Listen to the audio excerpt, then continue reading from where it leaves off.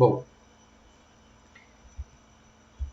então, isso aqui a gente já tinha falado semana passada, que é as hipóteses de ações, novas ações de impugnação, habeas corpus, revisão criminal e o mandado de segurança. Semana passada falamos do habeas corpus, perdão, sim, do habeas corpus, agora vamos terminar revisão criminal e mandado de segurança. A revisão criminal, agora sim, está disposta no Código Penal. Processo Penal, professor, o senhor está lendo CPP e falando penal. Código de Processo Penal, do artigo 621 a 631, demandando sobre possibilidade de revisão de uma sentença com trânsito em julgado. O conceito nos diz bem assim, é a modalidade de ação impugnativa que tem por objetivo a desconstituição da decisão judicial, de caráter condenatório. Não haverá para absolvição, viu, Thalita? MP não vai fazer revisão criminal.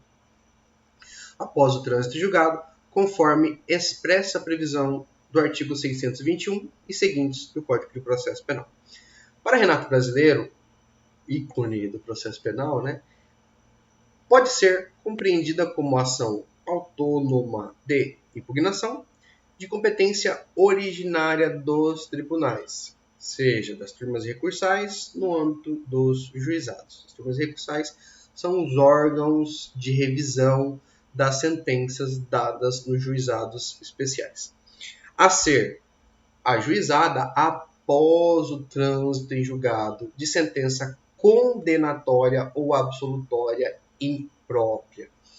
Então, havendo oportunidade ainda, Terezinha, de um recurso de apelação, recurso em sentido estrito, os embargos infringentes, os embargos declaratórios, recurso especial, recurso extraordinário, devo ter esgotado a via recursal. Ótimo. Havendo, então, o exaurimento da via recursal ou do prazo recursal, tendo em vista que eu não tinha uma testemunha, né, naquele momento, o caso dos irmãos Naves é perfeito para uma revisão criminal, né? Houve um erro na condenação? Sim, um erro crasso, né? Um erro gravíssimo e violando, inclusive, os direitos humanos, a dignidade da pessoa humana. Mas aí, quando o tal do Benedito retornara lá para Minas Gerais, os caras tiveram que revisar aquela condenação e aferiram que tinham condenado alguém a homicídio de alguém que estava vivo e nem tentado havia uma possibilidade. Então, houve uma revisão criminal. Por isso que os professores de Direito Penal e Processo Penal passam todas as vezes esse filme do caso dos irmãos Naves, porque ele é riquíssimo, riquíssimo em todos os detalhes, né? Eu indiquei para vocês também fizeram assistiram esse filme, O Fotógrafo de Natal 100, tem alguns outros que eu acho muito interessante também a serem assistidos, O Mercador de Veneza, a Operação Finale, que lançou recentemente, The Trio of Chicago 7, também, que saiu recentemente. São filmes que enriquecem nossa compreensão sobre prisão, sobre pena, sobre processo penal, sobre condução de processo. A Thalita, acho que se você assistir esse último que eu falei, do The Trio of Chicago 7, ele é um desrespeito total na audiência, viu, Terezinha? Assista esse filme, interessantíssimo. Tem o Conspiracy, também, lá de 2001, um filme que fala sobre a normatização, a positivação da norma de execução no período nazista. Inclusive, eu estou aqui resumindo um livro que eu adquiri de doutrina penal nazista, alemã, do período da Segunda Guerra, que são coisas que enriquecem e você projeta tudo aquilo que você tem aprendido aqui. Tá? Os filmes, quando os professores passam, não é para preencher conteúdo, mas são os nossos laboratórios. Né? Assim como o pessoal de medicina vai para laboratório, o nosso laboratório é isso aí, esses casos reais, os filmes, livros que são interessantes.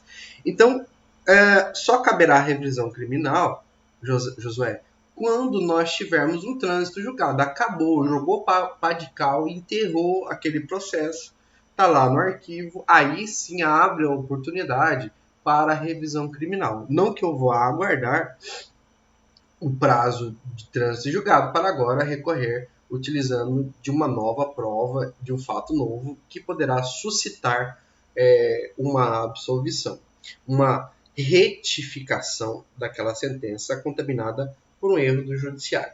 Quando nós falamos de absolvição imprópria, leia-se exclusivamente em favor do acusado, né? O verdadeiro indúbio pro réu. Na dúvida, absolvemos o réu. Né? Inclusive, foi um dos brocardos que utilizara o juiz nessa sentença, que nós comentávamos no início da aula, do estupro da Mariana, né? Mariana é o nome dela, né? Não me recordo o primeiro nome dela. Ferri, que ele diz, é melhor absolver 100 culpados do que condenar um inocente. Ele se socorreu aí desse velho brocardo. A previsão legal é de que o CPP, entre os artigos 621 e 631, disciplina a revisão criminal, que não obstante estar topograficamente, geograficamente localizada como recurso, é assente na doutrina que se trata de ação de impugnação de forma autônoma. Tudo bem? Temos aqui mais conceitos que eu vou deixar para a leitura de vocês, para não tornar a aula cansativa de leitura de slides, mas só reforçando que ela é de matéria constitutiva penal, é uma ação sui generis, tanto assim que ela só tem lugar como referência a processos findos, ou seja, exaurida, não havendo mais possibilidade de recursos, e aí sim os recursos nominados que nós tratamos lá no início do segundo bimestre, aí abre a oportunidade para a revisão criminal. Bom, não há prazo para ajuizar revisão criminal, cabendo a qualquer tempo, mesmo após a morte do agente, como é a pergunta que eu estou fazendo ali, ou mesmo após o cumprimento daquela sentença restritiva de liberdade, restritiva de direito ou executiva de multa, nós temos a possibilidade da revisão criminal, inclusive posterior à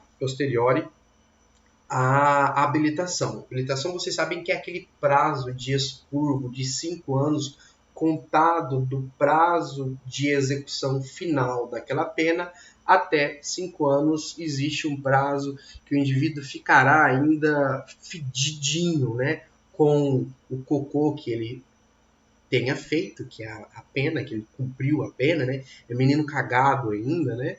E aí, depois de 5 anos, então, do cumprimento da pena, nós temos aí a habilitação, ele volta a ser réu primário. Mas, sim, aí vamos ter exaurido todos os efeitos, todos os efeitos daquela pena após o período do expurgo, da habilitação, mas a honra, né, a moral, a imagem ainda vão estar ofuscadas, prejudicadas por conta daquela pena e por conta daquela execução. Aí, mesmo assim, haverá oportunidade para a revisão criminal por conta de uma questão moral, por conta de uma questão subjetiva. Então, a revisão criminal, ela é um bibelô que está lá na nossa prateleira para que a hora que precisarmos intempestivamente nós a acionaremos, ok? Revisão criminal é quase que uma oração feita a Deus, né? Ela não precisa de prazo, não precisa de tempo, não precisa de lugar e é a oração do aflito, né? A oração ela é do aflito, ela é do indivíduo que precisa de um socorro, de um remédio ali na hora. Então, fazendo essa analogia um pouco simples, mas válida, da revisão criminal. Bom, o condenado morto pode ser representado por seu procurador ou seus representantes legais, cônjuge, ascendente, descendente, irmão, o vulgo CAD, né, lá do artigo 31 do Código de Processo Penal. Depois eu vou passar o nome para vocês de todos esses filmes, inclusive a maioria deles tem no YouTube e alguns deles eu tenho em um drive no Google, que aí eu posso disponibilizar para vocês se vocês tiverem interesse. Deve-se entender, no conceito da lei, a menção ao cônjuge como ex-cônjuge, fazendo uma extensão aí à possibilidade daquele que já não é mais casado e tem uma ex ou tem um ex, esse também pode interpor um recurso, perdão, uma ação de revisão criminal em favor do morto. Ok?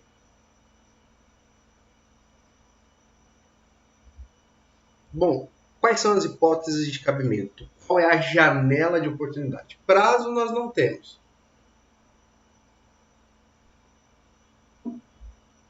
Mas algumas condutas são necessárias para que hajam, algumas hipóteses, alguns requisitos são necessários para que hajam a revisão criminal. A primeira é, quando a sentença condenatória for contrária ao texto expresso da lei penal ou à evidência dos autos. Quando o texto divergir da sentença condenatória. Mas, professor, foi reapreciado em apelação e mesmo assim o tribunal não reconhecera, não tem problema. Mesmo assim, haverá a possibilidade de revisão criminal. Claro que havendo remontagem de fatos novos. Agora eu consegui uma prova que eu não tinha condições de tê-la à data do processo. Não pode você ter uma prova e escondê-la, né? E dizer, não, eu tenho uma cartada final. Cartada final não existem em sede de recurso, tá? Cartada final, esse posicionamento caberia, né, Thalita, lá em memoriais, né? Onde a defesa e a acusação reservam a tese a ser explanada nas alegações finais dos memoriais. Né? Coisa que eu acho tanto quanto necessária. Mas algumas respostas às acusações, por exemplo, são feitas de forma genérica, remetendo às alegações finais à defesa a ser produzida. Enfim, cada um com sua melhor técnica. Inciso 2. Quando a sentença condenatória se fundar em depoimentos, exames ou documentos comprovadamente falsos.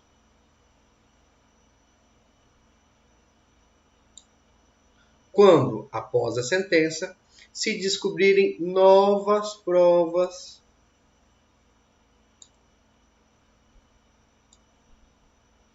de inocência do condenado, que foi o caso dos irmãos Naves. Que novas provas? A própria vítima, testemunha,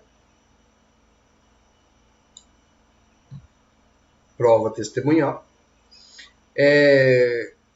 disse que não havia crime nenhum. Óbvio que não havia, porque ele está vivo, né? Ou a circunstância que determine ou autorize a diminuição especial da pena.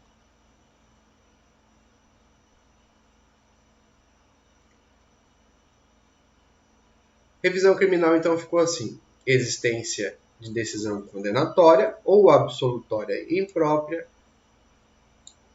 com trânsito em julgado. Demonstração de que houve um erro no judiciário. Sim, professor, no recurso também a gente demonstra um erro. Sim, mas aqui existe a necessidade de, assim como nós vamos falar lá no mandado de segurança, de uma apresentação de um direito líquido e certo, né? Persuvênias a essa analogia, apesar de não estar doutrinariamente e jurisprudencialmente assim definida, mas para que você didaticamente possa entender. Na revisão criminal é uma nova ação, não é um recurso, não é um prolongamento da ação, não vou remeter os autos originais. Não, aqui eu vou peticionar, aqui agora o peticionante, o requerente, o autor da ação não é mais o Ministério Público e sim o próprio condenado. Não é mais nem réu, porque ele foi condenado, então agora é o condenado. E aí eu tenho que demonstrar por A mais B, e aí sim fazendo citação à condenação, de que houve um erro no judiciário. A revisão criminal, então, nos diz que a primeira regra, a revisão criminal, é sempre julgada por um tribunal ou pela turma recursal. Não existe revisão criminal julgada por juiz singular, porque deverá ter havida um exaurimento da via recursal. Segunda regra, se a condenação foi proferida por um juiz singular e não houve recurso, a competência para julgar a revisão criminal será do tribunal ou turma ao qual estiver vinculado aquele magistrado. Ou seja, sempre um órgão hierarquicamente jurisdicionado superior ao juiz que sentenciara a condenação. Se a condenação foi mantida em recurso ou proferida em casos de competência originária no foro privativo lá no TJ ou no TRF ou em turmas recursais, e contra este acórdão não foi interposto os recursos excepcionais, como o RE e o RESP, a competência agora para julgar a revisão criminal será do TJ, TRF e a turma recursal ainda.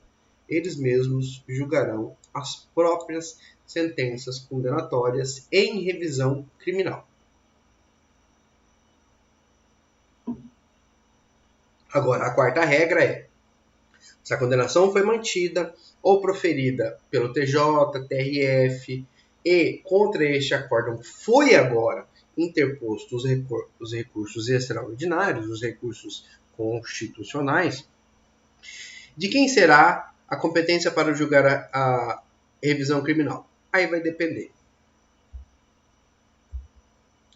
Quarto, se a condenação foi mantida ou proferida pelo TJ ou TRF4 e contra esse acórdão teve então o recurso especial ou o recurso extraordinário, temos duas respostas. A primeira é: se do recurso extraordinário e do recurso especial não forem conhecidos, a competência será do TJ ou TRF.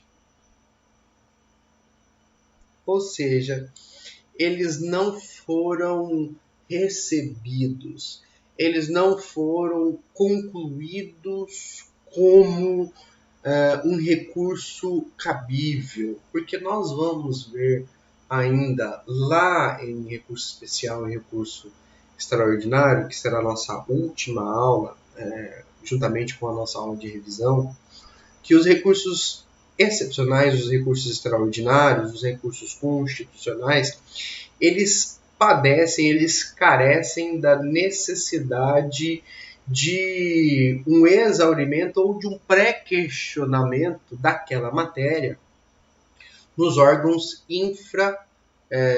os órgãos inferiores, infra-inferiores, que estão dentro dos órgãos inferiores daquela matéria. Aquela matéria já deve ter sido pré-questionada e discutida e agora trazida ao STF e STJ.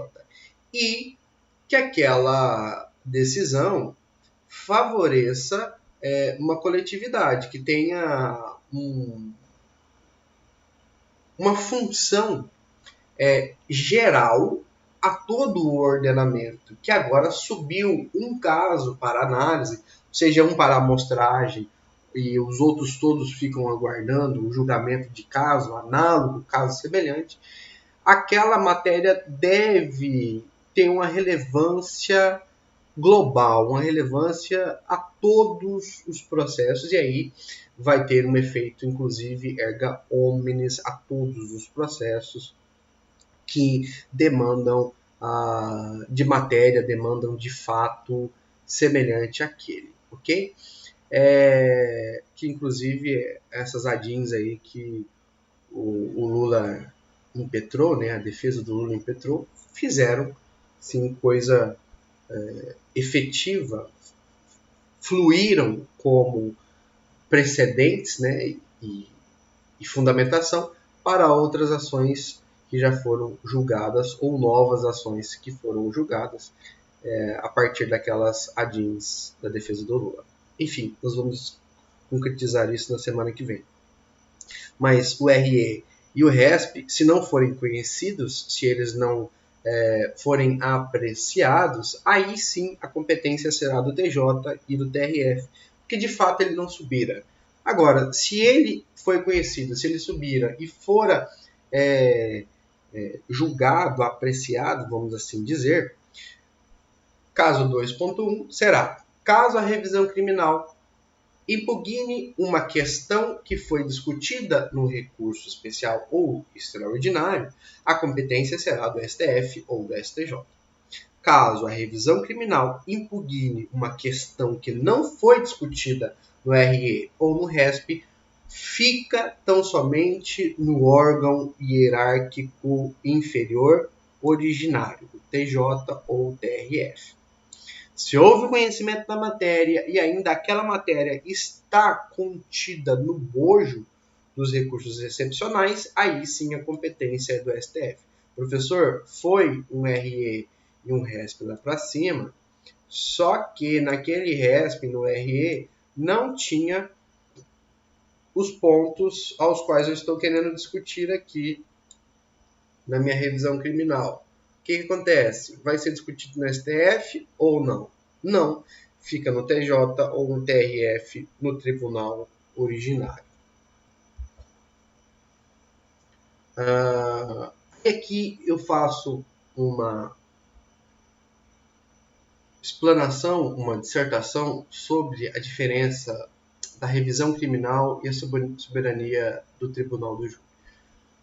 Não vou fazer todas as leituras para também não ficar cansativo. Mas nós sabemos que o veredicto, aquela opinião, aquela formação do senso de justiça, do julgamento de um crime doloso contra a vida, a decisão proferida pelo pleno, pelos jurados, ela é enriquecida pela soberania. Ela tem uma supremacia da sua decisão. Ela entra ali na primeira fase, na fase subjetiva da dosimetria, a segunda e a terceira o juiz complementa, mas essa fase de convencimento de haver crime e suas qualidades é o júri quem faz.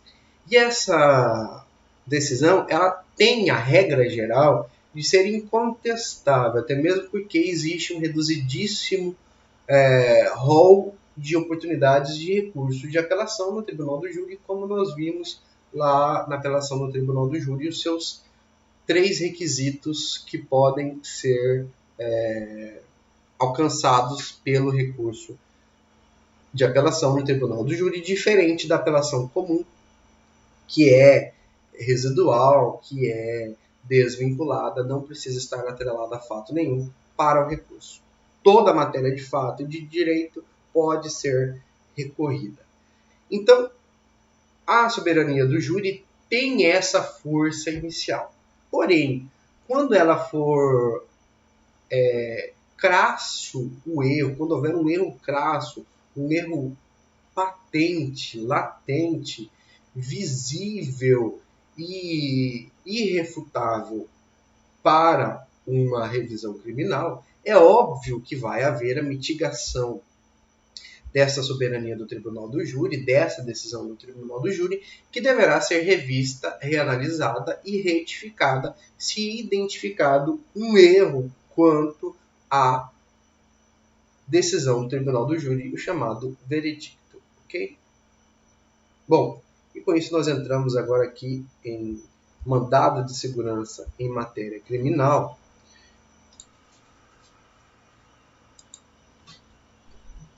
Ok. Então já para a gente partir para o mandado de segurança, só para eu fazer uma questão de ordem aqui, já vou lançar a nossa outra atividade, tá? Vai estar lá no portal, então vocês se atentem à nova e última atividade. Professor, mas o senhor já não lançou uma prova e uma reza? É a idade. Quem dera. Vamos retornar aqui então aos slides.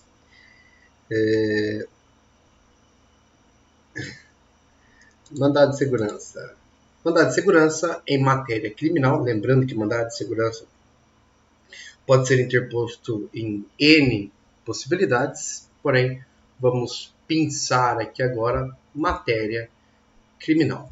Tem um conceito bem assim, trata-se de ação de natureza constitucional, de rito sumaríssimo destinado a proteger direito líquido e certo, não amparado por habeas corpus ou habeas data. Acaba se tornando que residual, né? Porque o habeas corpus é para a liberdade locomotora, locomotiva, e o habeas data, o data se resume a informações, né? No bom latim, habeas corpus libere o corpo e habeas data libere a informação. Data tem a ver com informação.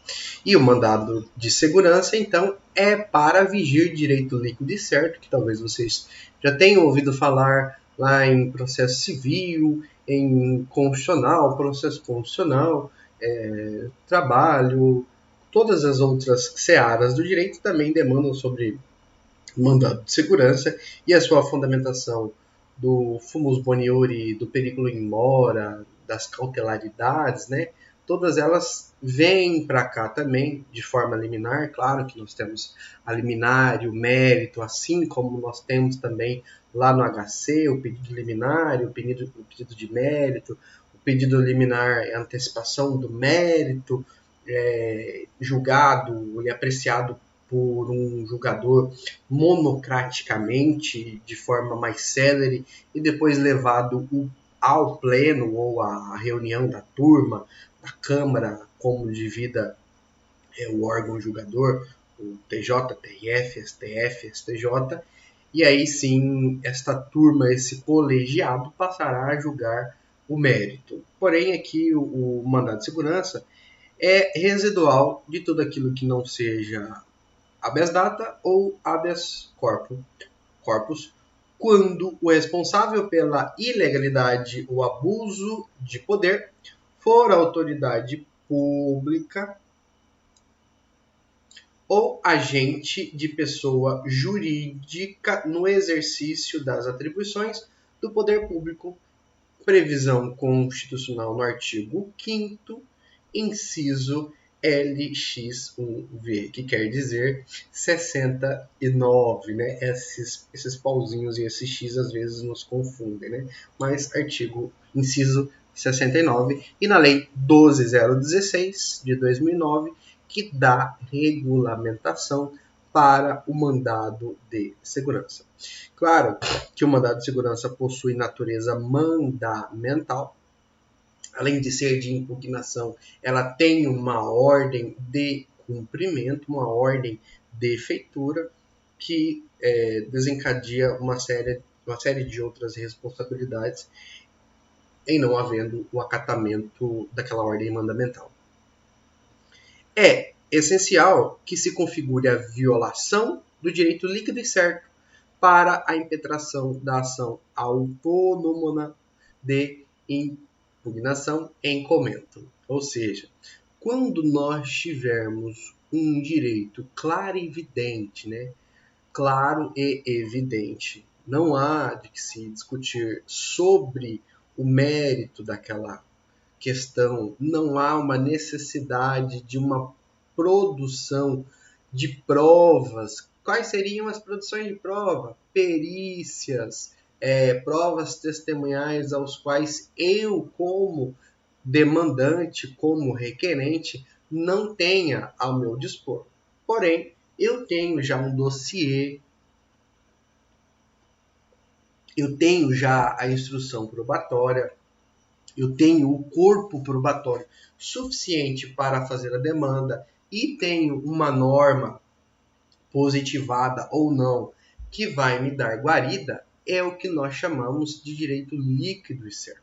Possibilidade e fundamentação. Fundamentação é algo e alguém, e possibilidade é a norma, me dando a oportunidade de recorrer de utilizar aquele recurso em determinados momentos. Então, por isso que inexiste a necessidade da dilação probatória. O que seria a dilação probatória? O processo criminal, propriamente dito, a instrução probatória, a instrução criminal, propriamente dita. O mandado de segurança, então, nas hipóteses mais comuns, é a amplitude da ilegalidade, do abuso de poder e da verificação do direito líquido e certo, conferem a este remédio de fulcro constitucional, e aí por isso que o HC, mandado de segurança, e a habeas data são considerados constitucionais e têm como função ser um remédio, uma garantia de um direito. Qual é a garantia que nós temos? O habeas corpus ou o mandado de segurança, que tem caráter ampliado de abrangência, podendo ser interpretado em todas as situações em que não se vislumbre hipóteses de outras ações de impugnação, como essas que eu acabara de falar, ou mesmo de recursos na esfera penal. Então, ele acaba sendo residual de tudo aquilo que as outras matérias, de que os outros instrumentos, sejam recursais ou ações inovadoras, não foram competentes. E aí eu não digo competente de eficácia ou de eficiência, mas sim de habilitação para demandar sobre aquele assunto. Recurso ou habeas corpus ou habeas data. Que no nosso caso aqui, criminalmente, não vamos falar de habeas data, porque o próprio instituto de habeas data já se resume não necessariamente no criminal. Exemplos a serem aplicados, hipóteses que abrem janela de oportunidade para o MS quando denegado, o direito a se juntar documentos em qualquer fase do processo, a teor do artigo 231 do CPP.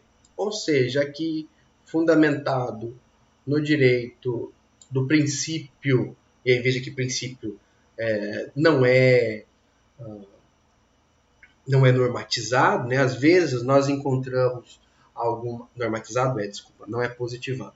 Às vezes nós vemos algumas positivações de alguns princípios, mas na maioria dos princípios não existe uma norma positiva, e sim uma norma a ser observada para a interpretação do direito. Por isso que eu iniciei lá a fala na aula que nem sempre direito é justiça, né?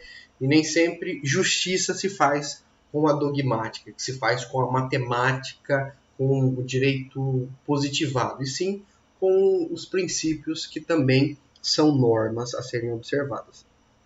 E aí, as normas a serem observadas, como aqui é o caso do número 1, é o cerceamento do princípio da paridade de armas, da verdade real, da legítima defesa não, da ampla defesa e do contraditório.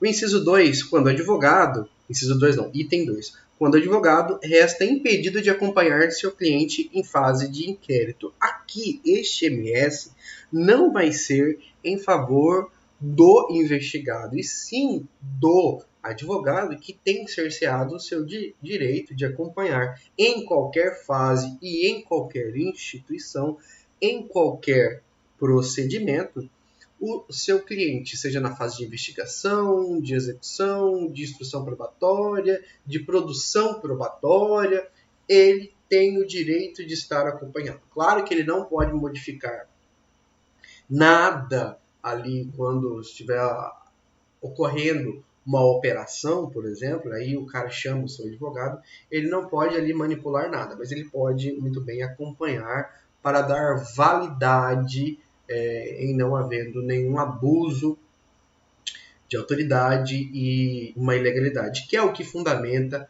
a aplicação do mandado de segurança. O mandado de segurança nada mais é do que uma afetação em uma ilegalidade e abuso de poder emanado do Estado. Veja que a revisão criminal ela afeta em um erro do judiciário e o mandado de segurança, na sua multiforme, também afeta em um erro de execução, tanto do judiciário, da polícia, da fase de execução, da administração, em seus N hipóteses a serem aplicadas. É admissível ainda o MS para atribuir efeito suspensivo ao recurso. Exige-se todavia, que se demonstre o direito líquido e certo e o dano irreparável ou difícil reparação, bem como prova de interposição do recurso no prazo legal e do recurso cabível. 4. Se, por despacho, o juiz não admite um assistente de acusação, que era o caso do advogado o advogado da Mariana lá, né, da menina que fora estuprada, que sofreu violência. Ele não era advogado da defesa, como a gente vê muita gente falando aí. Ele é assistente da acusação. Ele está ali ombreando o Ministério Público, que antagonicamente estava com um posicionamento contrário.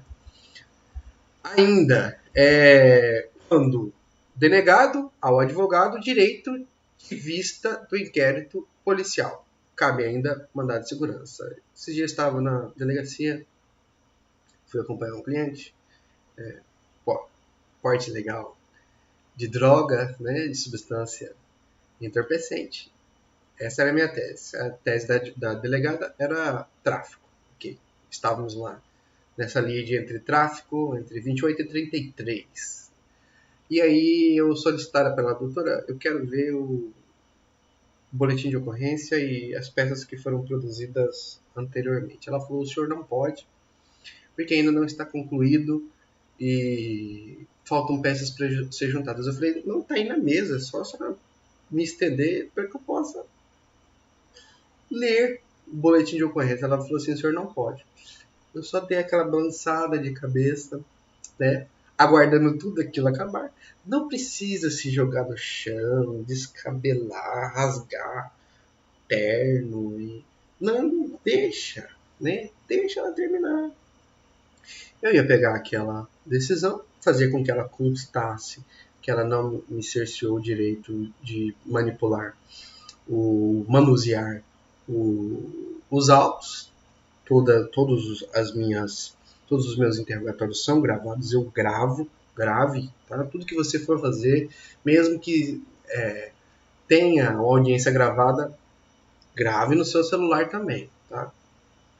Eu gravando aquilo, pegando os autos, consignando que ela não me deu a oportunidade de me manifestar, de ter manuseio dos autos, e acionar lá na corregedoria e pedir um relaxamento daquela prisão, por ser uma prisão completamente ilegal por conta de abuso de autoridade e ilegalidades no meu direito de ter acesso aos autos e manifestar quanto ao contraditório e à ampla defesa. Apesar de mitigados nessa fase, eles existem. Tá? Então, o mandado de segurança está aí para isso, para as manifestações de ilegalidades e abusos de autoridade apresentado na fase de investigação, na fase de execução ou na fase probatória. Quando o advogado é impedido outro sim de entrevistar-se com o seu cliente, cabe ainda MS. Se apreendidos quaisquer objetos que não guardem nenhuma relação com o crime, por exemplo, carteira de identidade do indivíduo, em um crime de homicídio que ele já fora identificado, o carro que fora utilizado na fuga de um crime de estupro, e o estupro, o cenário do crime não foi no carro, né? Então não há relevância com aquele objeto, então ele deve ser desentranhado dos autos. quando da negatória ou omissão em se fornecer certidões a que tenha direito o acusado, inclusive de antecedentes criminais, através do seu patrono, que é o advogado, cabe também mandado de segurança. Bom, ainda o 9, 10, 11 e 12, para a gente encerrar essa leitura exaustiva. Quando denegado ao advogado o direito de vista do inquérito policial, cabe também MS. No meu caso, foi auto de prisão em flagrante. Na hipótese de terceiro de boa-fé, que faça jus à restituição de coisas apreendidas, também cabe mandado de segurança. 10. Quando se quer assegurar o procedimento da correição parcial, no caso do juiz corrigido denegar seu prosseguimento, cabe também mandado de segurança. Quando ilegal, a medida cautelar de sequestro e quando da ausência de exclusão do nome do impetrante dos registros de antecedentes criminais após o deferimento de reabilitação criminal.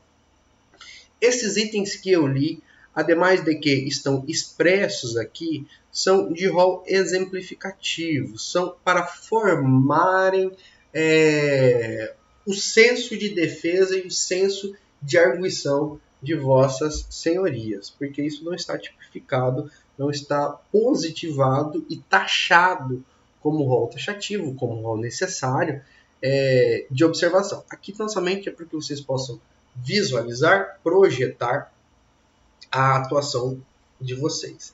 Apesar de ser uma faculdade de direito, né, e a gente ter sempre esse lado da defesa, né, eu tenho que provocar também em vocês esse outro lado, né, o lado também do judiciário, da execução, do Ministério Público, tanto é que a nossa reze foi uma reze promovida pelo Ministério Público. Não é uma reze de defesa, não é uma reze, um reze, né? O pessoal fala a reze, eu acabei absorvendo esse conceito. Um reze, um recurso em sentido estrito, razões e não contra-razões, como muitos colegas fizeram, e não um reze de defesa. Sim, era um reze do Ministério Público em razões. Ok? Bom, aqui eu vou deixar as 3 súmulas para a leitura de vocês. Súmula 266, 268 e 267 do STF, positivando e normatizando o mandado de segurança.